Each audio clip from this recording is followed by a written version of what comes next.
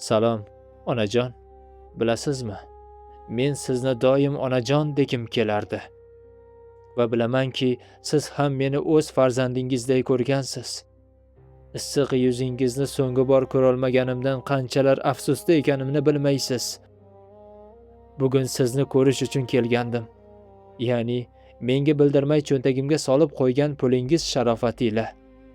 Bu yerga kelguncha qanchalar qattiq hayajonda bo'lganimni bilasizmi? Suygan qizimni bag'rimga bosib, sizning xinali qo'llaringizni o'pib qo'ymoqchi bo'lib yoningizga shoshgandim.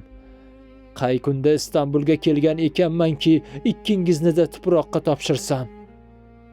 Agar tanlov lozim bo'lganida edi, qo'llaringizdan o'pmoqni tanlagan bo'lardim. Kichik Seyfo qanchalar baxtli edi-ya. Chunki umidtigina qo'llari bilan onasining qabriga tuproq torta oldi.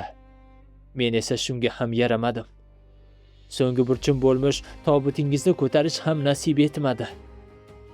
Yig'laganimga ishonmang, yuzimda oydinlik bor. Ishonchim komilki, bu so'nggi bor yig'lashim. Bundan keyin yig'lash yoki ko'z yoshlar nima ekanini sira bilmayman. Va sizga va'da beramanki, ikkimizga qilgan ishlari uchun albatta ularga tovon to'lataman. So'z beraman, Gulsum ona.